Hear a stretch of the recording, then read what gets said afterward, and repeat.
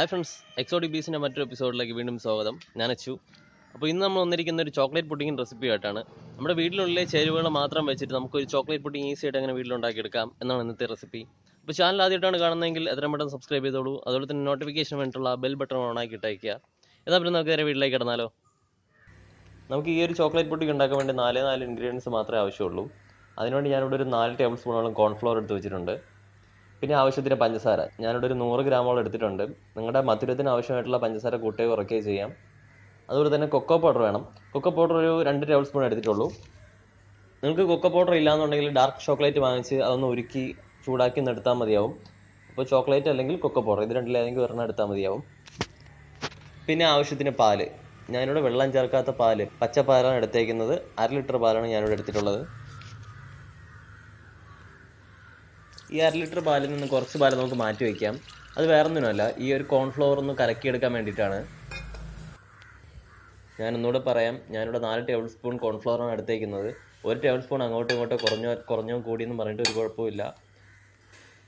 നമുക്ക് ഈ കോൺഫ്ലവറിനെ പാലിൽ കലക്കി നല്ലതുപോലെ ഒന്ന് മിക്സ് ചെയ്ത് മാറ്റി വെച്ചേക്കാം.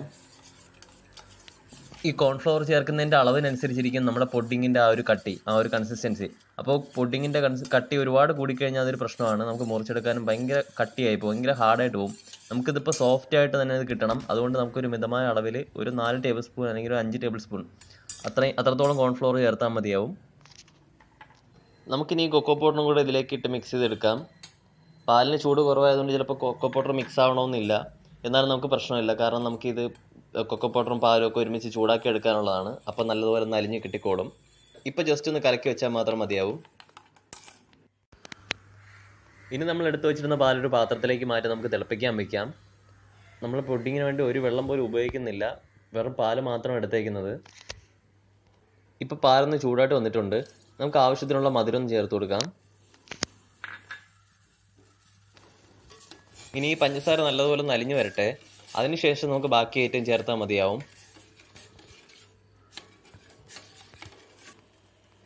ഇപ്പോൾ പഞ്ചസാരയൊക്കെ നല്ലതുപോലെ അലിഞ്ഞു വന്നിട്ടുണ്ട്. ഇനി നമ്മൾ മാറ്റി വെച്ചിരുന്ന കൊക്കോ പൗഡറിൻ്റെയും കോൺഫ്ലവറിൻ്റെയും മിക്സ് ചേർത്ത് കൊടുക്കാം.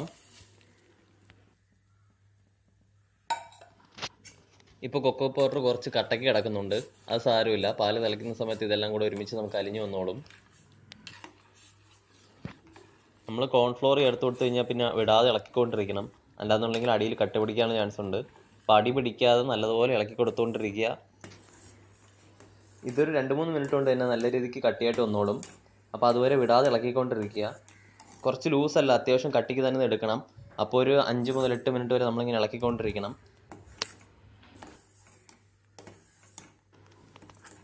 ഇപ്പോൾ നമ്മുടെ പാലും കൊക്കോ പൗഡറും കോൺഫ്ലവറൊക്കെ ചേർന്നൊരു കുറുക്ക് പരുവായിട്ടുണ്ട്. കുറച്ചുകൂടെ ഒന്ന് കട്ടിയാവട്ടെ. നല്ല ചോക്ലേറ്റിൻ്റെ മണമൊക്കെ ഇങ്ങനെ വരുന്നുണ്ട്.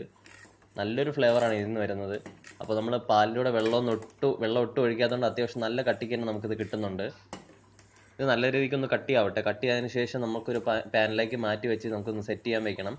അപ്പോൾ കുറച്ചുകൂടെ ഒന്ന് കട്ടിയായതിനു ശേഷമേ നമുക്കിത് മാറ്റാവൂ. ഇപ്പോഴേ എടുത്ത് മാറ്റിയിട്ടുണ്ടെങ്കിൽ നമുക്കിത് മുറിക്കുന്ന സമയത്ത് ഇത് കയ്യിൽ നിന്ന് ഭയങ്കരമായിട്ട് അങ്ങ് സോഫ്റ്റ് ആയിട്ട്, അതായത് ഭയങ്കര തീരെ കട്ടിയില്ലാതെ വെള്ളം പോലെ ആയിപ്പോവും. അതുകൊണ്ട് കുറച്ചുകൂടെ കട്ടിയാവുന്നവരെ നമുക്ക് വെയിറ്റ് ചെയ്യാം.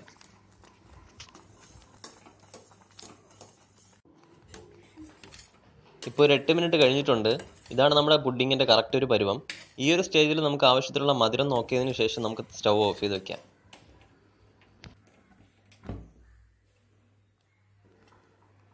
ഇനി ഈ പുഡിംഗ് ഒന്ന് പകർത്തി വയ്ക്കാൻ വേണ്ടി ഞാനൊരു സ്റ്റീലിൻ്റെ പാത്രം എടുത്ത് വെച്ചിട്ടുണ്ട്. അതിനകത്തേക്ക് കുറച്ച് ബട്ടറും തടവി കൊടുത്തിട്ടുണ്ട്. ഇനി നമ്മൾ ഉണ്ടാക്കി വെച്ചിരിക്കുന്ന പുഡിംഗ് ഈ ഒരു പാത്രത്തിലേക്ക് നമുക്കൊന്ന് ഒഴിച്ചു കൊടുക്കാം. നമ്മളെ പുഡിംഗ് ഇപ്പം കുറച്ച് ലൂസായിട്ട് തോന്നുന്നുണ്ടെങ്കിലും ഇതൊന്ന് തണുത്ത് സെറ്റായി കഴിഞ്ഞ് കഴിഞ്ഞാൽ കുറച്ചുകൂടെ ഒന്ന് കട്ടി വന്നോളും. നമുക്കിനി ഈ പുഡിംഗ് നമുക്ക് നല്ലതുപോലെ തണുത്ത് സെറ്റായിട്ട് കിട്ടണം. ഒരു മണിക്കൂർ നമുക്ക് ഈ റൂം ടെമ്പറേച്ചറിൽ ഇരുന്നതിന് തണുക്കണം. പുറത്ത് നല്ല മഴയൊക്കെ ഉണ്ട്, അതുകൊണ്ട് തന്നെ 1 മണിക്കൂർ തന്നെ വേണ്ടി വരില്ല. അതിന് മുമ്പ് തന്നെ നമുക്ക് നല്ലതുപോലെ ഒന്ന് തണുത്ത് കിട്ടിക്കോളും. അതിനുശേഷം ഒരു 2 മണിക്കൂറോളം ഫ്രിഡ്ജിനകത്ത് വെച്ച് നല്ലതുപോലെ ഒന്ന് തണുപ്പിച്ച് സെറ്റാക്കി എടുക്കണം. അങ്ങനെ ഒരു 3 മണിക്കൂർ കഴിയുമ്പോഴത്തേക്കും നമ്മുടെ പുഡിംഗ് കഴിക്കാൻ പാകത്തിന് നല്ല സെറ്റായിട്ടിരുന്നോളും. ഇപ്പോൾ ഒരു 3 മണിക്കൂർ കഴിഞ്ഞിട്ടുണ്ട്. നമ്മുടെ പുഡിംഗ് ഒക്കെ നല്ലതുപോലെ തണുത്ത് സെറ്റായിട്ടിരിപ്പുണ്ട്. ഇതിൻ്റെ പരുവ് എന്താണെന്ന് ഞാനിപ്പോൾ കാണിച്ചു തരാം. നമ്മൾ തൊടുമ്പോൾ തന്നെ ഇതിൻ്റെ സൈഡിൽ നിന്നൊക്കെ ഇതിൻ്റെ കൈകൊണ്ട് തൊടുമ്പോൾ തന്നെ ഇതിൻ്റെ സൈഡിൽ നിന്നൊക്കെ ഇങ്ങനെ വിട്ട് വരുന്നുണ്ട്. വളരെ സോഫ്റ്റായിട്ട് തന്നെ ഇരിപ്പുണ്ട്. നമ്മൾ ബട്ടർ തേക്കേണ്ട ആവശ്യമില്ലായിരുന്നു, എങ്കിൽ കൂടി നല്ല രീതിക്ക് തന്നെ സോഫ്റ്റായിട്ട് ഇരിപ്പുണ്ട്. ഇതിനൊരു പ്ലേറ്റ് എടുത്ത് മറിച്ചൊന്ന് തട്ടിയാൽ മാത്രം മതിയാവും. സിമ്പിളായിട്ട് അതിൽ നിന്ന് തന്നെ ഇളകി വന്നോളും. ഇത് മറിച്ചിടുമ്പോൾ നല്ലതുപോലെ സൂക്ഷിക്കണം. അല്ലാന്നുണ്ടെങ്കിൽ താഴെ വീണ് കഴിഞ്ഞാൽ ഇത് പൊട്ടിപ്പോകാൻ ചാൻസ് ഉണ്ട്. അപ്പോൾ അതിൻ്റെ ആ ഒരു ഭംഗി പോവും. അപ്പോൾ സൂക്ഷിച്ച് കെയർ ചെയ്ത് സൂക്ഷിച്ച് നല്ല ശ്രദ്ധയോടെ മറിച്ചിടണം. ഇനി കുറച്ച് കൊക്കോ പൗഡറും കൂടെ ഇതിൻ്റെ മേലെ വിതറിക്കൊടുത്തൊന്ന് ഡെക്കറേറ്റ് ചെയ്ത് കഴിഞ്ഞാൽ അപ്പം നമ്മുടെ വളരെ സ്വാദിഷ്ടമായ ചോക്ലേറ്റ് ഫ്ലേവറിലുള്ള പുഡിങ് ഇപ്പോൾ റെഡിയായിട്ട് ഇരിപ്പുണ്ട് കഴിക്കാനായിട്ട്. ഇപ്പോൾ കാണുമ്പോൾ തന്നെ അറിയാം നമുക്ക് നല്ല കേക്കിൻ്റെ ആ ഒരു പരുവത്തിന് കാഴ്ചയിൽ കേക്ക് പോലെ തോന്നിക്കുമെങ്കിലും അതിനേക്കാളും വളരെയധികം സോഫ്റ്റായ വളരെ സോഫ്റ്റ് ആയിട്ടൊരു അലുവയുടെ അല്ലെങ്കിൽ അതിലും സോഫ്റ്റ് ആയിട്ടുള്ള നാവിൽ വെച്ച് കഴിഞ്ഞ് ഇങ്ങനെ നുണച്ച് കഴിക്കാൻ പാകത്തിലുള്ളൊരു പുഡിങ്ങാണിത്. കയ്യിലൊന്ന് വെച്ചിട്ട് ജസ്റ്റ് ഒന്ന് അമർത്തി കഴിഞ്ഞ് കഴിഞ്ഞാൽ തന്നെ ഇതൊന്ന് പൊട്ടി ഉടഞ്ഞു പോലെ ചാൻസ് ഉണ്ട്. അത്രത്തോളം സോഫ്റ്റാണ്, വളരെ ടേസ്റ്റിയാണ്.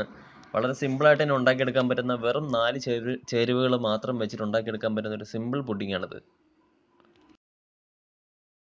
വളരെ എളുപ്പത്തിൽ വീട്ടിൽ ഉണ്ടാക്കിയെടുക്കാൻ പറ്റുന്ന ഒരു സിമ്പിൾ ചോക്ലേറ്റ് പുഡിങ്ങാണ് ഞാൻ ഇന്ന് ഉണ്ടാക്കിയത്. വീഡിയോ ഇഷ്ടപ്പെട്ടെന്ന് വിചാരിക്കുന്നു. വീഡിയോ ഇഷ്ടപ്പെട്ടെങ്കിൽ ലൈക്ക് ചെയ്യുക, മാക്സിമം നിങ്ങളുടെ ഫ്രണ്ട്സിന് ഷെയർ ചെയ്ത് കൊടുക്കുക. ഇതിൽ നല്ലൊരു വീഡിയോ ആയിട്ട് ഞാൻ ഇനിയും വരുന്നതായിരിക്കും. അതൊരു ബൈ ഫ്രം എക്സോട്ടിക് ബീസ്റ്റ്.